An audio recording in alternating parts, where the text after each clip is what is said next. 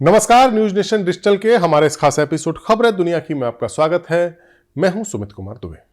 लगभग 4 साल से चल रहे रूस यूक्रेन युद्ध को खत्म कराने के लिए हो रही कोशिशों में लगातार नए नए मोड़ आ रहे हैं। एक तरफ रूस की मिसाइलें यूक्रेन के शहरों पर बरस रही हैं, तो दूसरी तरफ अमेरिका के जो नए राष्ट्रपति हैं डोनाल्ड ट्रंप जो कोशिश कर रहे हैं, उनका कहना है कि जेलेंस्की तो जो शांति प्रस्ताव उन्होंने दिया उसको पढ़ ही नहीं रहे। फरवरी 2022 से शुरू हुआ रूस यूक्रेन युद्ध आज भी थमने का नाम नहीं ले रहा है। लाखों जिंदगियां बर्बाद हो चुकी हैं, शहर उजड़ गए हैं, लेकिन बातचीत की टेबल पर बस खाली कुर्सियां ही हैं। बातचीत होती है, नतीजा नहीं निकलता। इसी बीच भारत की भूमिका इस सब में काफी इंपॉर्टेंट हो रही है और चमक रही है। रूस के प्रेसिडेंट व्लादिमीर पुतिन हाल ही में भारत यात्रा पर आए थे। दोनों देशों की दोस्ती मजबूत हुई और अब यूक्रेन के प्रेसिडेंट जेलेंस्की का जनवरी 2026 में आना तय माना जा रहा है, ऐसी मीडिया रिपोर्ट्स हैं। क्यों? क्योंकि भारत निष्पक्ष रहते हुए शांति का रास्ता दिखा रहा है। सबसे पहले बात करते हैं युद्ध को रोकने में या शांति की बातचीत में हो रही परेशानियों की। यह जंग इतनी उलझी हुई है कि कोई एक धागा खींचो तो पूरा का पूरा फंस जाता है। अमेरिका के प्रेसिडेंट ट्रंप ने 8 दिसंबर 2025 को खुलकर अपनी नाराजगी जताई। उन्होंने कहा कि मैं थोड़ा निराश हूं। जेलेंस्की ने शांति के प्रस्ताव को पढ़ा तक नहीं है। रूस तैयार है, लेकिन जेलेंस्की तैयार नहीं है। क्या वाकई तैयार नहीं है? शांति की राह में यूक्रेन की अपनी कुछ परेशानियां हैं जो आड़े आ रही हैं। मियामी में अमेरिका और यूक्रेन के बीच 3 दिनों तक बातचीत हुई, लेकिन कोई नतीजा नहीं निकला। मॉस्को में ट्रंप के दूतों ने पुतिन से 5 घंटे बातचीत की, लेकिन पुतिन ने कहा कि बातें अच्छी रही, लेकिन सहमति आसान नहीं रही। क्यों? क्योंकि यूक्रेन अपने कब्जे वाले इलाकों पर दावा छोड़ने को तैयार नहीं है। यानी यूक्रेन के जो खुद के इलाके हैं उनको रूस लेना चाहता है और यूक्रेन देने को तैयार नहीं है। जेलेंस्की कहते हैं कि हम सम्मानजनक तरीके से शांति चाहते हैं। रूस को युद्ध, हमलों और आतंक के लिए सजा भी मिलनी चाहिए, ये जेलेंस्की की डिमांड है।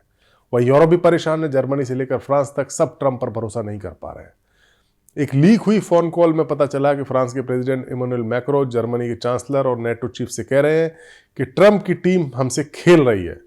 वो यूक्रेन को जमीन का सौदा करने पर मजबूर कर रहे हैं।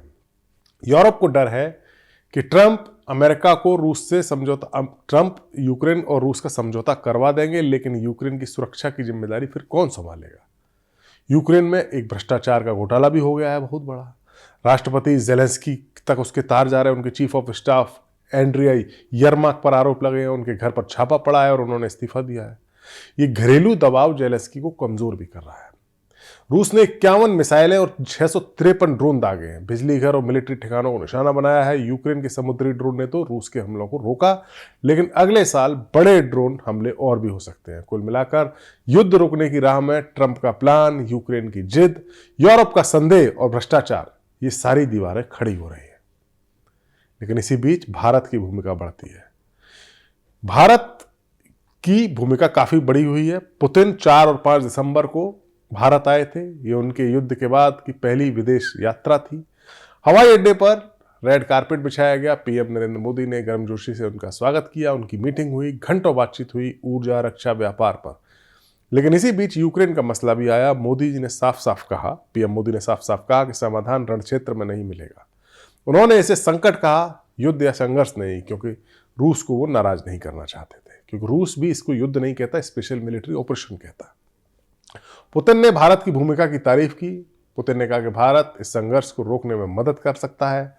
रूस और भारत की दोस्ती दशकों पुरानी है, सोवियत संघ के जमाने से चली आ रही है। युद्ध के कारण अमेरिका ने रूस पर कई पाबंदियां लगाई। सितंबर 2025 में तो रूस के तेल पर को खरीदने के इल्जाम में भारत पर 25% एक्स्ट्रा टैरिफ भी लगाया। भारत को नुकसान भी हुआ। रशिया से कच्चे तेल का आयात कम भी करना पड़ा। लेकिन पुतिन की यात्रा ने दोनों देशों के रिश्तों को और नई राहत दी है। दोनों देशों ने ऊर्जा सहयोग को बढ़ाने का वादा किया है। डिफेंस के क्षेत्र में S-400 air defence missile system जो है उसकी डिलीवरी की तेज करने की बात हुई है। ब्रह्मोस के नए वर्जन को साथ साथ बनाने की बात भी हुई है। दोनों देशों के बीच व्यापार को 2030 तक $100 अरब तक पहुंचाने की बात भी हुई है। पुतिन की भारत यात्रा सिर्फ आर्थिक नहीं बल्कि कूटनीतिक ताकत को दिखाती है। पिछले साल जुलाई 2024 में मोदी मॉस्को गए थे, पुतिन से मिले थे। फिर अगस्त 2024 में कीव पहुंचे। पहली बार किसी भारतीय पीएम ने युद्धग्रस्त यूक्रेन का दौरा किया। पुतिन की यात्रा से रूस को लगा कि वो अकेला नहीं है। भारत ने G20 में शांति प्रस्ताव पास कराया था। विदेश मंत्री एस जयशंकर ने तब कहा था कि हिंसा रुकनी चाहिए और कूटनीति रास्ता है। यूरोपीय राजदूत भारत पर दबाव बना रहे हैं कि भारत रूस पर दबाव बनाए, लेकिन भारत का जवाब साफ है कि संवाद से ही बात बन सकती है। पुतिन के जाने के ठीक बाद अब खबर दूसरी आई कि ज़ेलेंस्की भारत आ रहे हैं या आ सकते हैं। मीडिया रिपोर्ट्स कहती हैं कि जनवरी 2026 के आखिरी हफ्ते में भारत और यूक्रेन के अधिकारी तारीखें तय कर रहे हैं ज़ेलेंस्की की भारत विजिट की। पुतिन के आने से पहले भारत से संपर्क हुआ था, लेकिन इतनी जल्दी क्यों आ रहे हैं? क्योंकि संतुलन बनाए रखने के लिए। पुतिन का सम्मान भारत ने किया, लेकिन ज़ेलेंस्की का भी सम्मान। पीएम मोदी ने ज़ेलेंस्की से युद्ध शुरू होने के बाद 8 बार फोन पर बात की है, 4 बार दोनों की मुलाकातें भी हुई हैं। अगस्त 2025 में फोन पर बातचीत हुई थी, तब पीएम ने कहा था कि भारत शांति के लिए तैयार है, भारत अपने प्रयास कर सकता है। सितंबर 2025 में न्यूयॉर्क में भी मुलाकात हुई। यूक्रेन के राजदूत ओलेक्सांद्र पोलिश्चुक ने कहा है कि पीएम मोदी का न्योता ज़ेलेंस्की स्वीकार करेंगे, लेकिन ये यात्रा आसान नहीं होगी। ट्रंप के शांति प्लान की प्रगति पर यह यात्रा निर्भर है। अगर युद्ध के इलाके में, युद्ध की स्थिति में सुधार हुआ तो ज़ेलेंस्की की यात्रा भारत हो सकती है। यूक्रेन की राजनीति भी बाधा फैला रही है।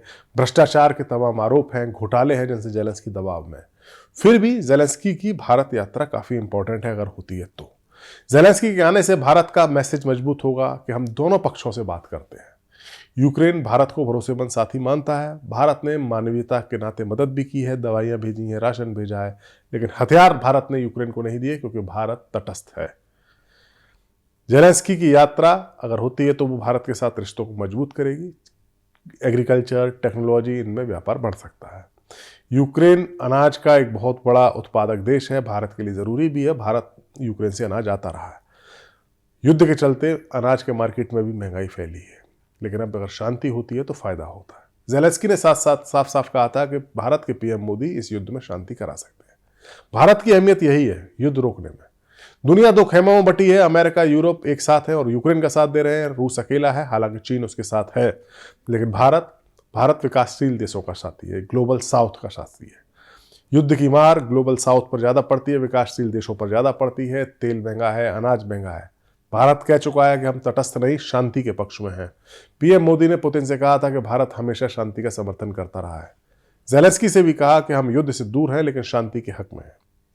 ये एक टाइट रोप पर चलने जैसा, एक तंग रस्सी पर चलने जैसा है भारत के लिए। भारत एक बैलेंस बनाकर चल रहा है, रूस से दोस्ती और ज़ेलेंस्की से भी मोहब्बत से बातें करना। भारत के विदेश मंत्री जयशंकर ने संसद में कहा था, जयशंकर ने, कि विदेश नीति भारत की स्वतंत्र है। G20 से लेकर UN तक भारत हमेशा शांति का झंडा लहराता चलता है। ट्रंप का प्लान अगर चला युद्ध को रोकने के लिए तो हो सकता है भारत इसमें मीडिएटर भी बन जाए। हमारा वीडियो आपको कैसा लगा? कमेंट सेक्शन में जाइए और अपनी राय हमें ज़रूर दीजिए। नमस्कार।